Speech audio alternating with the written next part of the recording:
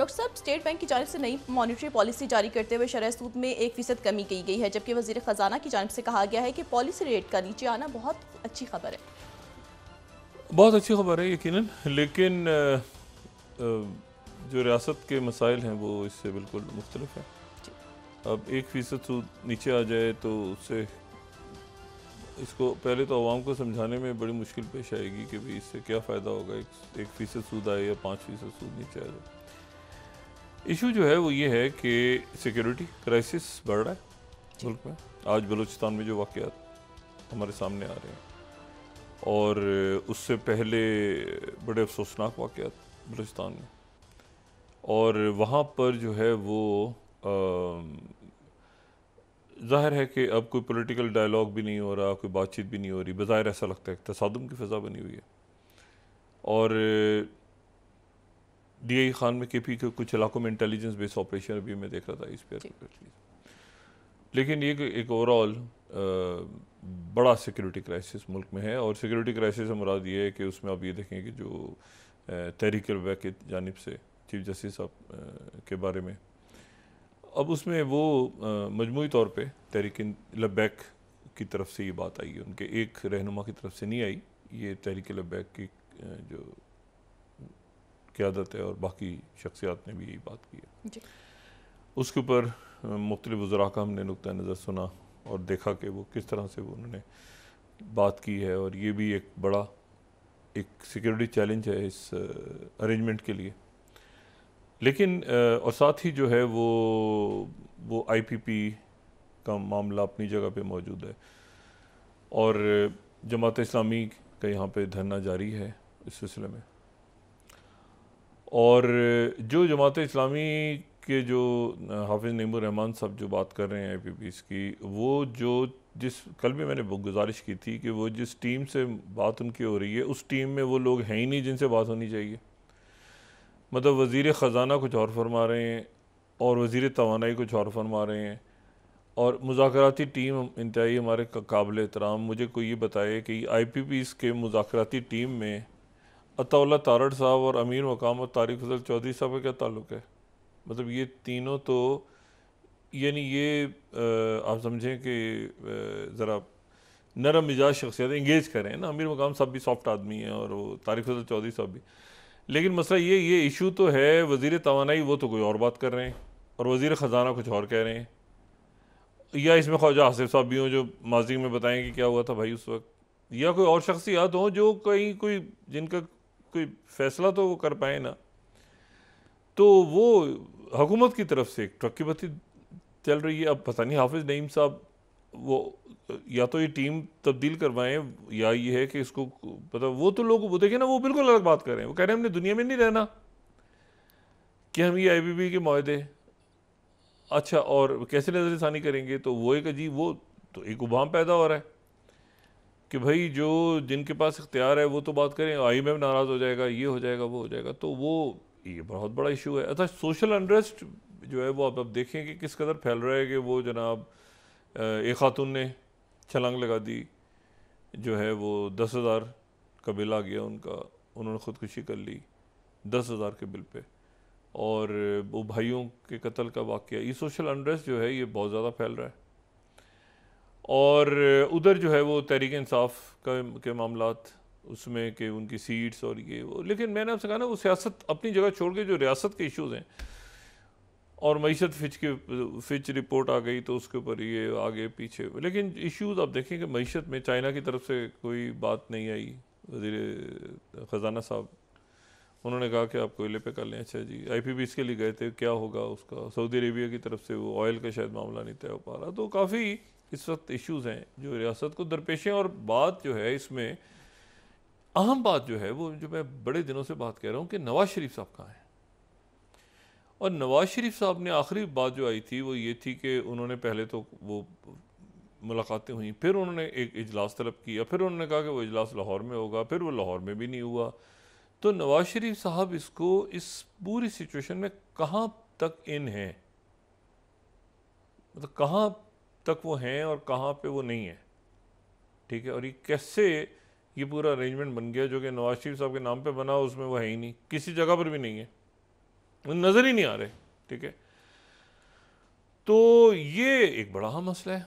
और एहसन इकबाल साहब के हवाले से मुख्तलिफ खबरें वगैरह चल रही हैं, मैं उस पर तबसरा अभी नहीं करना चाहता, लेकिन एहसन इकबाल साहब तो नवाज शरीफ साहब, अब हुआ ये है कि वो जैसे तहरीक इंसाफ में एक सूरत हाल नज़र आ रही है ना, लेकिन तहरीक इंसाफ के अंदर जो है वो देखें आप, मुख्तलिफ रहनुमा मुख्तलिफ बातें कर रहे हैं, मगर वो इतना तितर बितर फिर भी नहीं है सिस्टम जितना तितर बितर इधर हुआ है कि इधर किसी को पता। अच्छा, एक दूसरे से भी वो, अब आपका क्या ख्याल है कि ये सारे जो वज़रा हैं, ये क्या शहबाज शरीफ की बात सुन के जो है ये आगे आ रहे हैं? ये शहबाज शरीफ इनको हिदायत करें कि प्रेस कॉन्फ्रेंस करो, ये शहबाज शरीफ साहब की बात भी नहीं सुन रहे, ये किसकी सुन रहे हैं? तो ये अजीब सा निज़ाम है। नवाज शरीफ साहब की सुन रहे हैं, उनसे तो मुलाकात ही नहीं हो रही। तो एक अजीब सा सिस्टम है जिसमें मसाइल बढ़ते जा रहे हैं और उसका हल नहीं है इनके पास कोई, इस अरेंजमेंट के पास।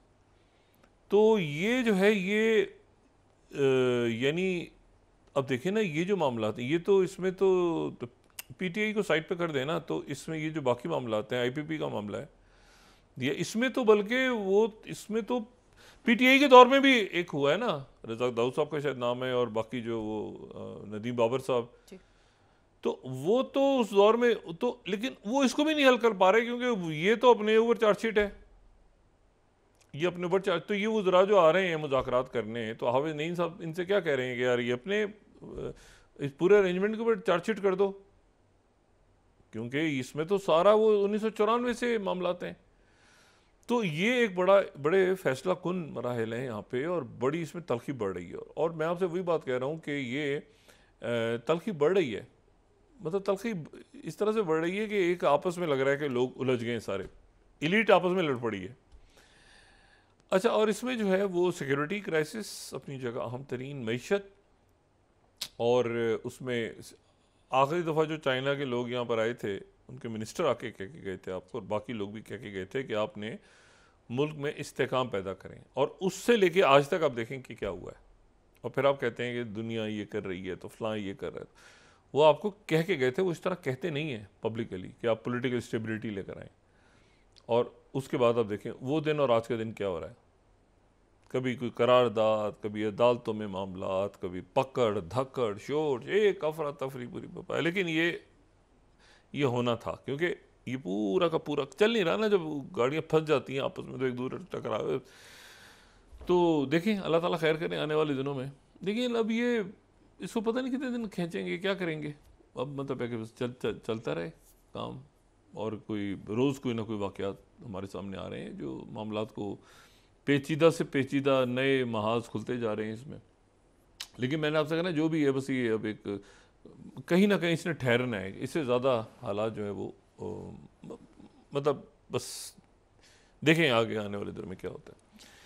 अच्छा, एक बड़ी अजब सी दरमियान में ख़बर है। अच्छा, ख़बर क्या है, एक वाक़या है जो दुनिया में रोनुमा हो रहा है, और मैं सिर्फ ये बात कहता हूँ कि कहीं पर कोई भी वाक़या हो जो को बटरफ्लाई इफ़ेक्ट भी कहा जाता है, कि वो एक जगह पर कहीं जो है वो बारिश हुई और दूसरी जगह पर वहाँ एक तितली उड़ी, और उसका ताल्लुक उससे आप चाहें तो उस कॉस्मोलॉजी में आप उसके साथ जोड़ के, और इन्वायरमेंट में कैसे, वो पहले कई दफ़ा मैं डिस्कस कर चुका हूँ बटरफ्लाई इफ़ेक्ट।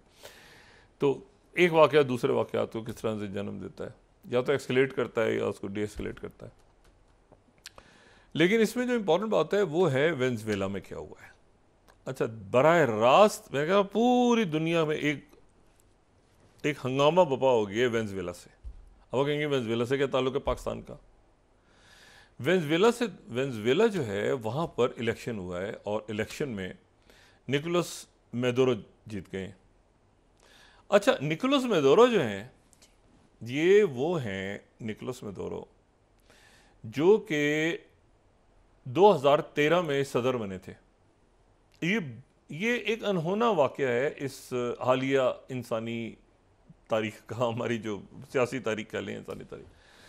ये 2013 में सदर बने थे, और ये जो सदर बने थे तो उससे पहले वहाँ पे 1999 से लेके 2013 तक जो वहाँ पे सदर रहे हीगो चावेज़, तो उनके ये मतलब उनके दौर में ये सियासत में आए, फिर उसके बाद ये आगे बढ़े, फिर उसके बाद ये स्पीकर वगैरह बन गए, फिर उनके वज़ीर ख़ारजा बने, फिर उनके ये नायब सदर बन गए। उनकी कैंसर से डेथ हुई 2013 में।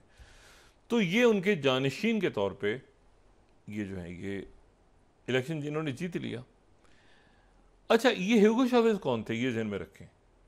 ये ह्यूगो चावेज़ वो थे जो कि फेडरल कास्त्रो के करीब थे, यानी सोशलिस्ट फेडरल कास्त्रो के करीब।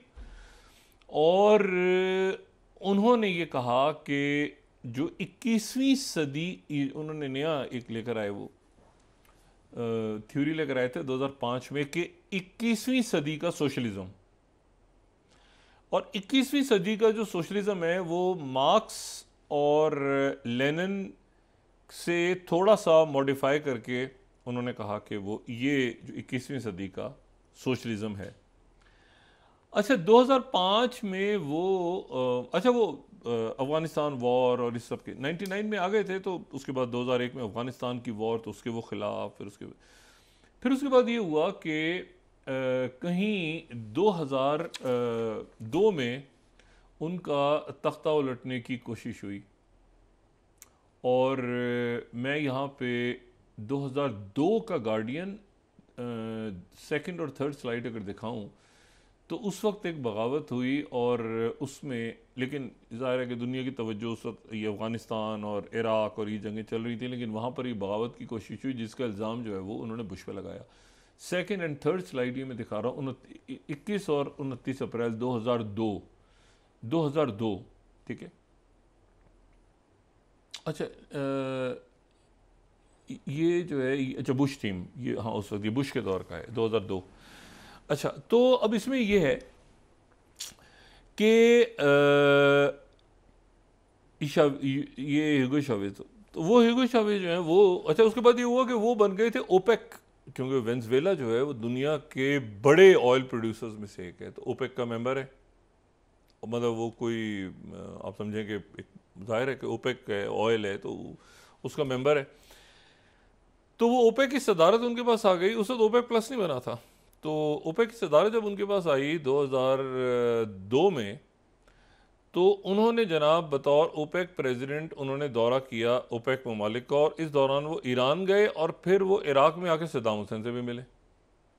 ये 2003 में, अब आप सोचेंगे 2002 में वो आके सद्दाम हुसैन से मिल रहे हैं, जबकि 2003 में इराक़ वॉर शुरू हुई है।